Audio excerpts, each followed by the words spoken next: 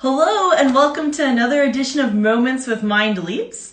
My name is Rebecca Davis and I'm the Executive Director of MindLeaps, and I'm so pleased to be welcoming another guest with us on our regular Friday session. Today we're going to be meeting with Anna Defent. Anna is a Canadian dancer who's spending her time traveling around the world building a fascinating career from contemporary dance in Canada, bringing her to London in the UK, where she's been involved with multiple companies, and then back to Canada again, and then every once in a while finding herself in Africa with MindLeaps and other organizations.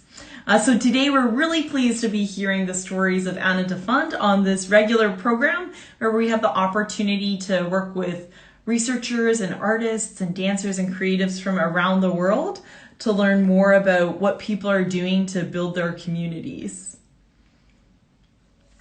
And at this particular time, what we really want to be doing is highlighting how dancers are using their work around the world to really enhance the way that dance can take one step further and help to create brands and bonds of social justice and build communities, whether or not that means at home or in new places where these dancers find themselves everywhere in the world today, trying to make everything feel as important and as normal as we am. Welcoming Anna to join us today on Moments with MindLeaps.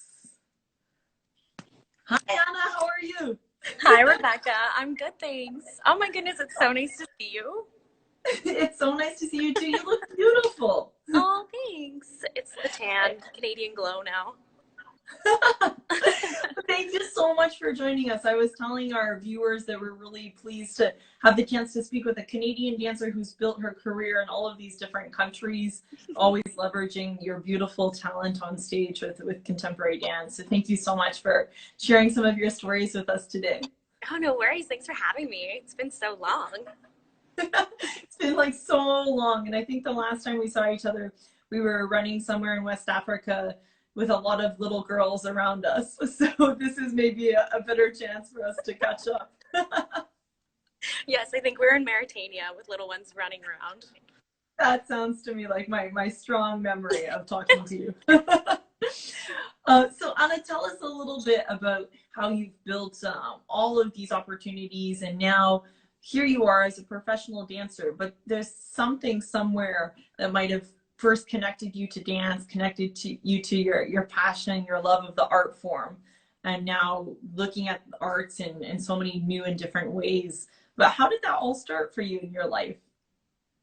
It all started when I was a little girl, for sure. Everyone always dreams of being a princess or like a fairy of some sort, and I think I really grasped that as a kid, and it really spoke to me. And then in school and everything, I just never, like, schooling wasn't for me, like math wasn't my subject, history wasn't my subject, but moving definitely like made me feel more like me. And then I had that bond immediately, and then it flourished with dance, and I've been with it, and then it just grew with me. That's really beautifully put. We've heard a couple of our dancers say, like, yeah, school wasn't my subject. Yeah, it just wasn't. But you would never know that, because when I've seen you work in all of these different places around the world, I see you using all of these different academic skills and teaching a lot of these concepts to our youth. So maybe it wasn't your subject when you were in school at that time, but it definitely became your subject at some point. I think it almost helped me. Like, movement made me more patient and more like there to then flourish in more academics later in life. Does that make sense? Completely. That it like made me evolve as a human instead of. Oh, beautiful. Yeah. Like that connection, I think, back and forth, how the school or the academic side reinforces the creative and expressive side and vice versa. There's like some happy bond between those two worlds when they marry each other. Yeah, definitely. And like for me, I felt it later in life. Like it wasn't until I was like older that I felt that, but it's definitely there. I love what you say, that like it helped you evolve as a human being. I mean, it's so perfect and what all of us need today right now around the world. Yeah. Like it made me not just like as a dancer or as Anna, but like actually as a human. Like So tell us a little bit, with all of the different professional experiences you've had. I know you've spent a lot of time in the UK, but also built your career and your training in Canada and other countries as well. Highlight for us a couple of those professional experiences and how that helps you make you Anna, the human that you are today that's so special. Yeah, I guess it's just interesting to like think that dance can go further than your like where you based it. So I've always started dance in Canada, and that was my base, and that's where I thought I was meant to be. But it's crazy to think that everyone dances. So then, as soon as I went to like England, not knowing anyone, but you can relate to people because we all dance together, and we all shared that same like movement bond. And then you fit right in right away, and you don't feel as lonely because you have this like this family and this community everywhere, even though you don't know their names, but you know how to plie and tendu together, and it's really magical. And I guess that's kind of happened like all through Europe now. And then like this Wow. is like once I finally got to like Africa, the same thing. It's crazy that we wouldn't speak the same language, but as soon as the music came on, we could all dance together. Yeah, the universality of it is so unique and I think so powerful. I mean, we talk about the arts, and of course, like all of the arts are phenomenal, but the fact that language really does remove that, like the dance completely removes that language barrier, just gives it like that extra sense of being able to welcome new people. It's so cool to hear you talk about that experience that you've had going to London, where like even like the language is the same or a little bit the same as what we speak in Canada, but still like the idea of being a foreigner and being somebody from the outside is just completely different and makes you still a stranger until you have that moment inside the studio or inside the dance space. Yeah, it's definitely that. Like you can almost feel alone when you're in travel. Yeah. Or like lost or just a bit unsure what's next. But it's crazy that like if you find a dance studio, you'll find home. Well, you've been collecting a very good and a very large and growing international family around the world, Anna. So you should never feel alone. And I have to thank the internet because it's made me stay in touch with a lot of them. That's certainly true. Even our friends here, I see our friends joining from Rwanda. I know, I see Eugene there. Hi, Eugene. They keep asking because they've all had the chance to meet you, but not in their home country. So they keep asking when you're going to spend more time in Rwanda with MindLeaps. I know, I need to get there. It's next on the list, Rebecca. Oh, now we're recording, so it has to happen. Now it's like in the universe, it has to happen. So tell us a little bit about how you ended up in West Africa, because you've been in two MindLeaps countries for a longer period of time, in Mauritania and Guinea, working with our programs that are always growing in West Africa. Tell us a little bit about what that was like for you. It's certainly not the UK, it's certainly not Canada. It's definitely warmer than Canada, if anyone's so much warmer.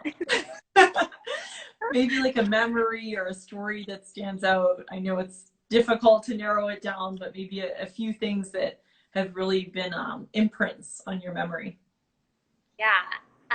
So yeah, I started in Guinea, and that was very interesting. I just remember landing in Guinea and looking for miles and miles and being like, where am I? Like, could not see anything but like a tumbleweed. And I was like, ooh, where did I end up?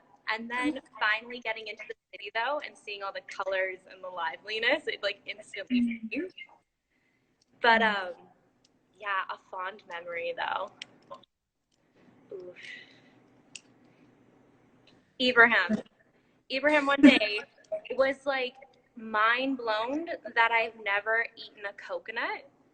So he instantly just got up and like obviously everyone knows Ibrahim and he's so near to me, but like he just climbed up this tree and just got a coconut and just like brought it back down. I was like, here.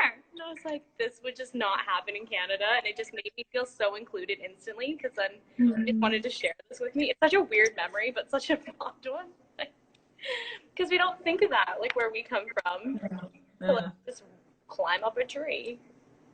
I think it's so interesting how kind of like the very unusual moments where you're just living life in a new country surrounded by new people And then it really summarizes, like, for you yourself, how different everything is for us and how normal it is for everyone living there. It's Yeah, like a very, very perfect summary of that kind of experience. and it's all the like little things that I took away from Africa that like make my experience better. Because obviously I know I went there with the intention of teaching kids and doing this, but like leaving with these little cute memories of like coconuts or dancing together, it like those are the things I cherish now. Yeah. And for those of you who are not familiar with Ibrahim, Ibrahim is one of the MindLeaps trainers in Guinea. Yes. He's a core team member. Now he's actually the team lead for our group in Guinea. And he grew up through the MindLeaps program. He was one of our first kids in the program when we were working in a different city called Quinte. And now he's a main trainer in Conakry. And one of, like, as you know, Anna better than me, one of our trainers who's always asking for more technique and more training and trying to learn as much as he can. Yeah, Well, grabbing coconuts. We spent many a nights after classes of him wanting to like make duets together or do other things. So he's constantly moving. Yeah, that's the right way to describe him, constantly moving. And then after spending some time with our team in Guinea, then you went on to Mauritania, also in West Africa, which is a very different experience. Yes.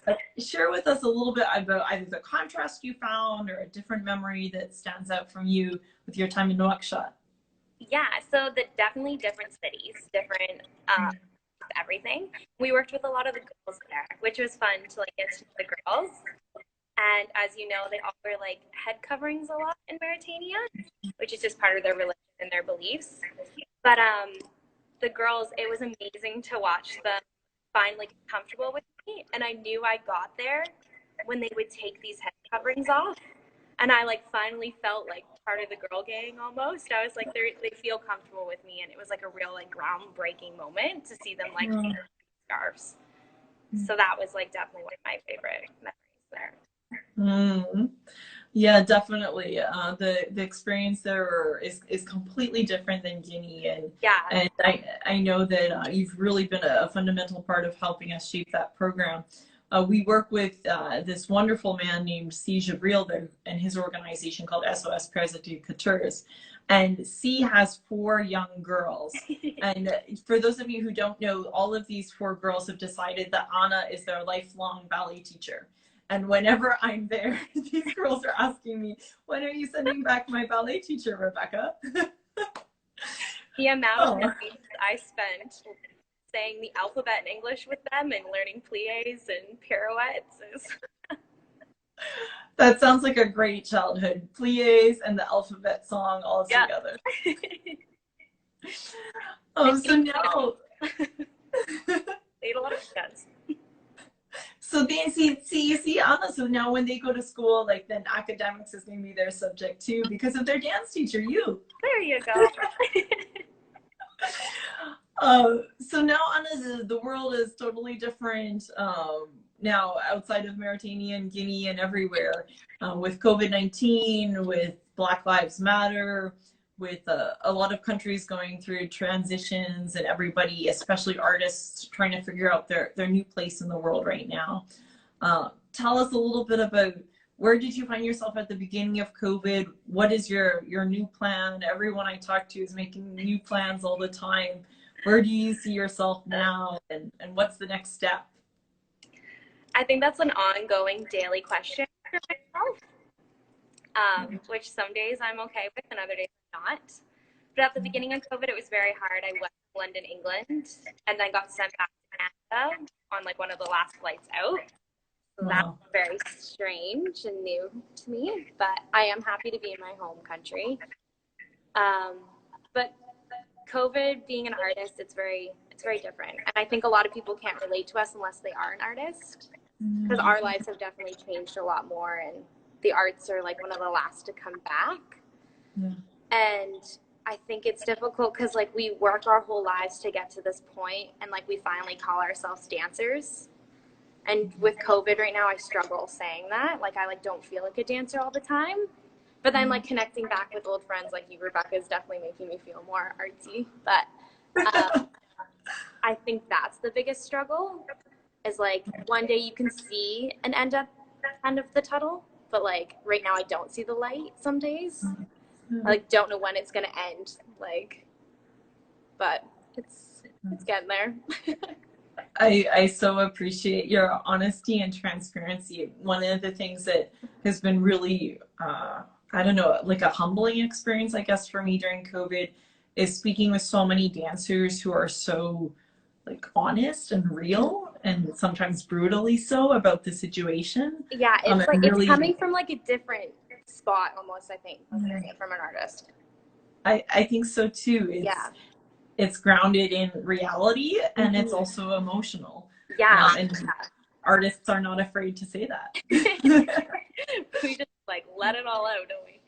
But I think it's hard with the news and the media changing daily is, I think, difficult for like all people, but especially artists right now. Yeah, absolutely. I mean, I know from working with you how well you preserve your body, you train your body to always be in top condition. And it's like you watch the news one day and you're like, I'm going back on stage. And you watch the news the next day and you're like, okay, and take off the shoes again. It's like, I don't know how you like keep your head so clear for training at a time like this.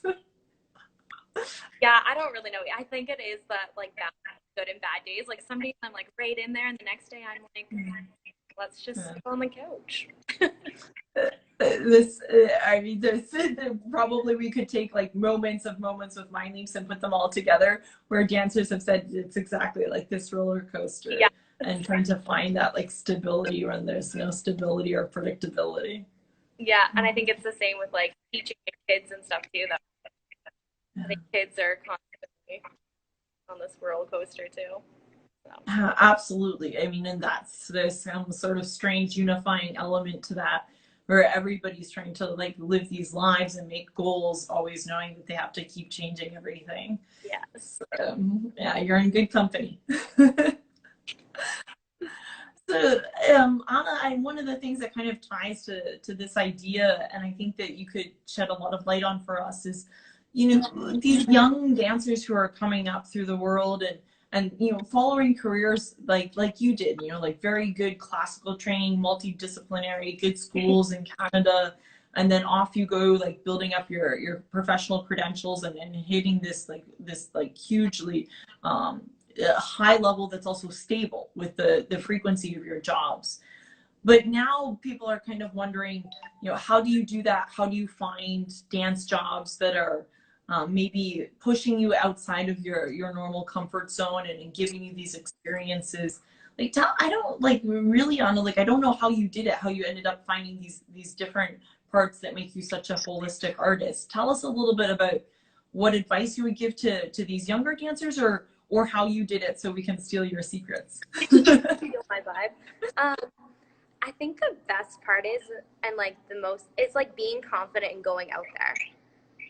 Like if I held back at any point and just didn't, like at the end of a class, if I didn't go up and introduce myself or say hi or bring myself to get involved, I wouldn't be where I was. Like you can't hide in the back. You have to take that step forward, and the biggest, take a leap. You got to take that leap forward. Or you just won't get there. And I think my biggest jump was like when I finished school, I wanted to travel. And then once I moved, like had to be my own person, that's what made me like get out there and almost like become more confident and like want to be me in a different country and start. And then once you get to know people, those people will tell other people about you, and like you build this huge train. And that's what gets you jobs now. It's all about knowing people and like getting your name out there. So I think for all those young dancers who like training who's kind of stopped, like I think you have to just keep training. Like keep dancing in your living rooms, keep dancing outside. And know that like it is a hard time, but like there is gonna be an end and like it will recover, and dance will always be a part of the world. So get it out there. Yeah, Anna, I think like what you say about kind of forcing yourself to be confident, and so many young dancers are really confident when they're dancing and then forget that actually part of it is going up to the teacher after class. It's such a good tangible example that you give, and then actually understanding that each network builds the next network. And I like this idea of kind of like a train of opportunities. The train, because like even like we both taught a lot, Rebecca, and like you always remember that one student that comes up and even just says thank you, and then you're like, I remember now. So it's the little things in life that like get you further in life. Yeah, and even outside of like a dance context too, I think absolutely that's advice like all of us need to hear. And it's interesting also how you kind of link it back to what we were saying at the beginning, like, you know, how dance makes you human. And it also allows you to then build all of these relationships together and really broaden it out to go that next step and have the community impact. So it's not just about yourself. Yeah. Yeah, you're not just all like in a dance studio. Like you become, you humanize it by like chatting, and which is like nerve-wracking to do. I get like you can be shy, scared, but if you go in there, like you'll get there. And then just like you said, then you end up like Anna, and you have this huge international family around the world where you've gone into these situations where you don't know anyone, but you find your dance studio and your new alphabet and your plies, and it becomes like this ever-growing family. Yeah, and I will never get stuck anywhere because I have an abundance of couches to crash. Which couldn't be more useful at a time like this. This is true.